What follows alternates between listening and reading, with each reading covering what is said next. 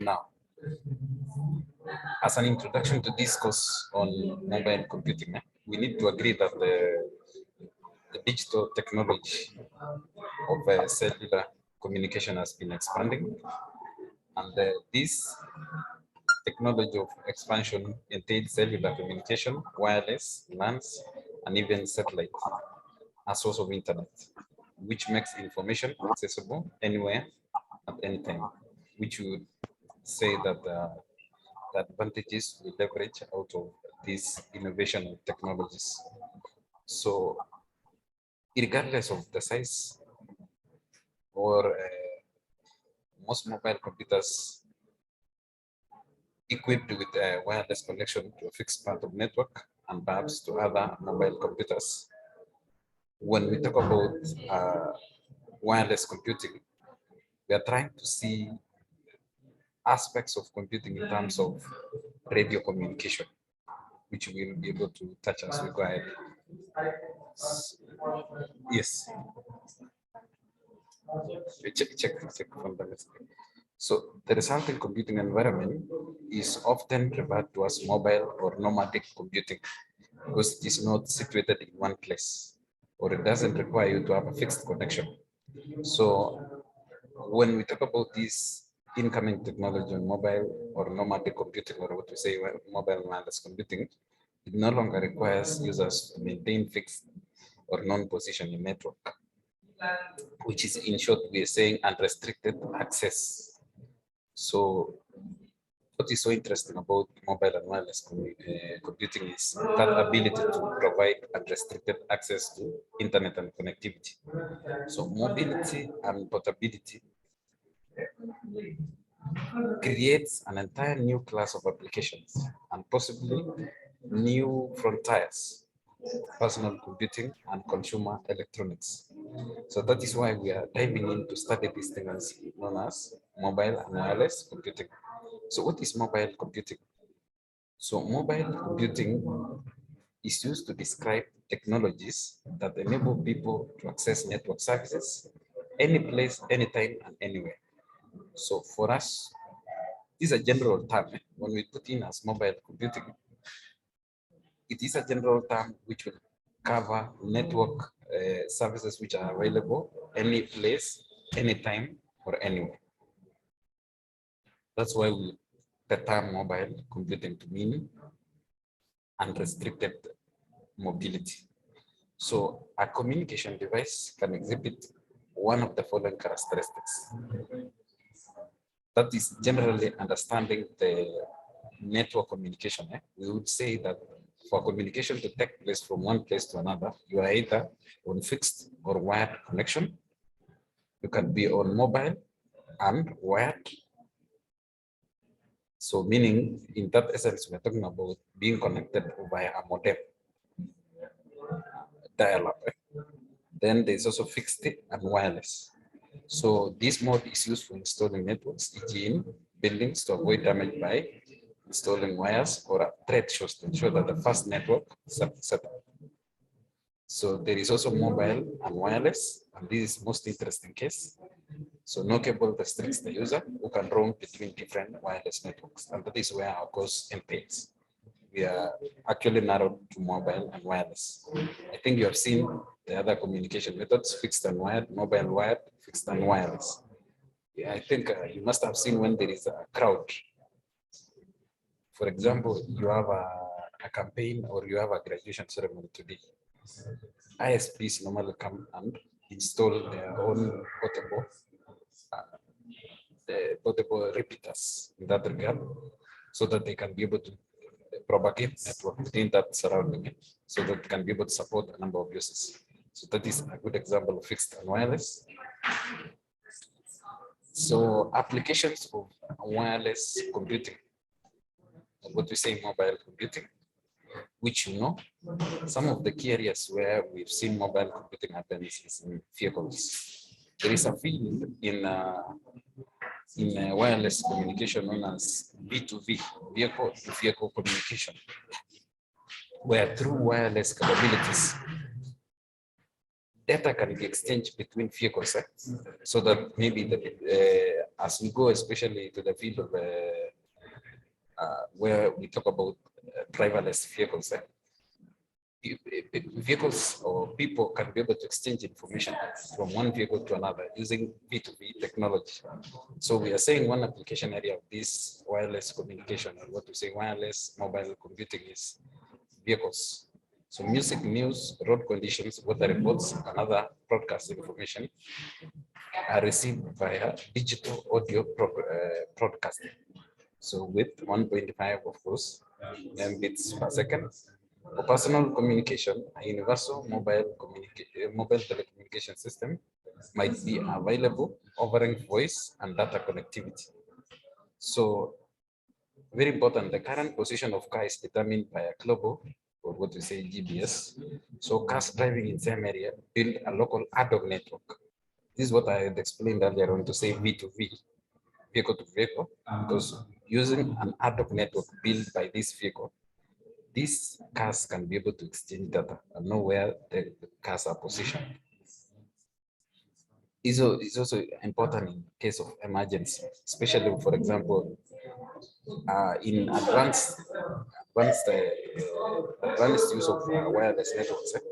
We have vehicles such as ambulances, which are able to trace the nearest hospitals and even being able to book on availability of specialists before you arrive with a patient in the hospital. It's a very good case of a very important application area of wireless computing, because it can automatically map where there is an hospital facility. So one is vehicles, another one is application area is emergencies, very important. I think I must have explained, emergencies, which is on our ambulance. There is also business, where managers can use mobile computers and to relay critical presentation to major customers. They can access latest market share information or price indexes. So at a small recess, they can revise presentation to take advantage of this information. Also, businesses can use mobile or wireless computing to communicate with officers about possible new offers, call meetings for discussion, and respond to new proposals.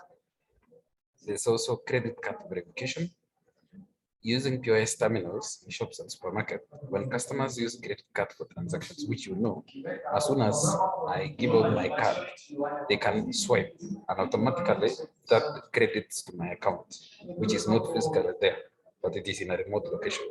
So that is one of the key, very important areas in banking.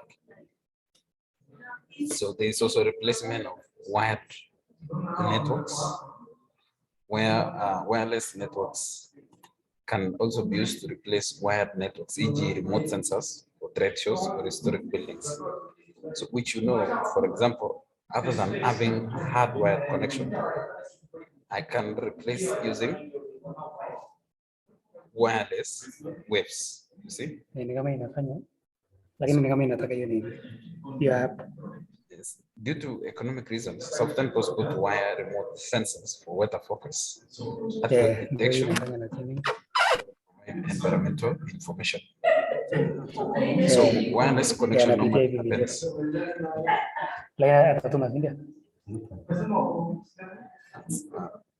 Wireless connections normally happens using a satellite, and I think you must have seen this mode of wireless communication happening in DSTV. How you receive DSTV signals? Those ones are actually via satellite. So those waves are propagated, actually radio waves are able to be broadcasted to your individual receiving end station of your TV. There's also info entertainment, which is wireless networks can provide up-to-date information at any appropriate location. So travel guide might tell you something about history of building. So downloading information about a concert in a building, same evening via local wireless network. Another field of growing field of wireless network application lies in entertainment and gaming, whereby ad hoc gaming network as soon as people meet to play together. So we can play while we're in different locations. That's what we mean by ad hoc gaming. So via a wireless facility.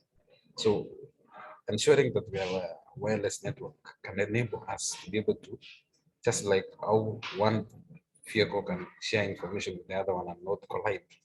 That's almost similar concept of how it is applied in gaming and networks.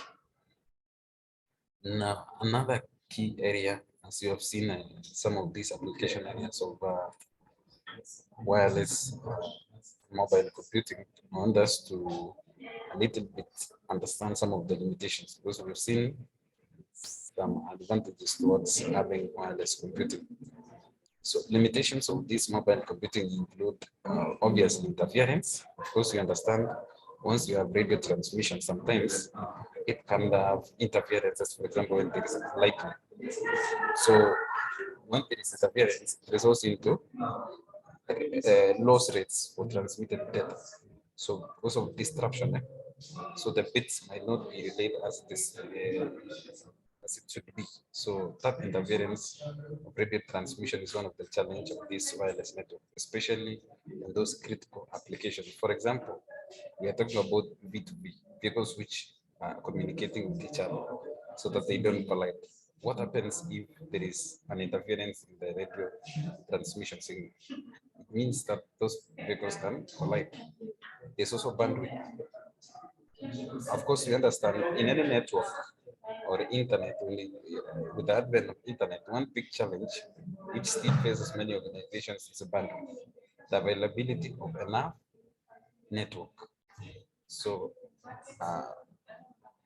with transmission rates being are still very slow for wireless device compared to desktop systems, people are looking at more efficient protocols with low overheads.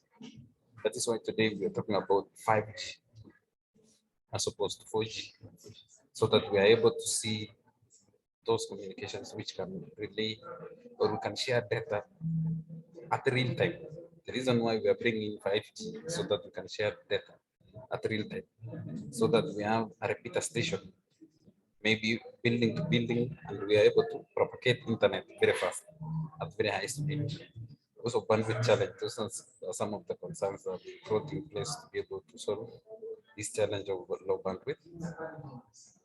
So there's also network issues, discovery of connection service to destination and connection stability, which still is an issue, especially when there is disconnection. But normally, if you are running a critical application, we normally say that you must provide redundancy as a form of backup, so that when the main line fails, you should be able to continue providing service using the backup. There's also interoperability issues, which talks about standards in terms of protocols. So because we are using different protocol standards, especially provided by different network companies, but you need to realize that there is at least a common way of communication in terms of protocols. But we realize that different vendors, day in, day out, come in with additional protocols, which sometimes need to catch up with the standards provided by the, the authorities, the signing authorities in terms of protocols. So security constraints, not only can portable device be stolen easily, but radio interface is also prone to dangers of eavesdropping. Someone could tap without information during exchange. So wireless access must always include encryption, authentication, and other security mechanisms that must be efficient and simple to use. So to this end, introduce some of the application areas when we do mobile and wireless computing. We have also discussed on limitations of mobile or challenges of mobile computing. Now, you see, when we talk about wireless computing, it is a subset of network. And the reason why we need to understand a simplified reference model, which we must have covered before in networks. So I could maybe discuss a little bit of this reference model as we know.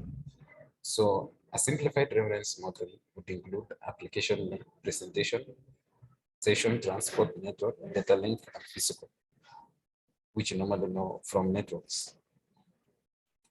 Basically, this is a summarization of the normal OSI reference model. And you know, as a basis of networks, you need to understand the OSI reference, starting from physical, data link, network, transportation, presentation, and application. You need to know where each and every protocol falls into. So for example, when I'm communicating from media A to media B, chances are I'm using physical layer. And the next layer above it is data link layer. If I'm talking about protocols, the special network protocols, which happens on a router, I'll be talking about network layer. So for which now, for example, which device appears at network layer? Definitely that is a router.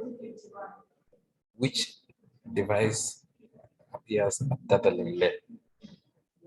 That is a switch, for example.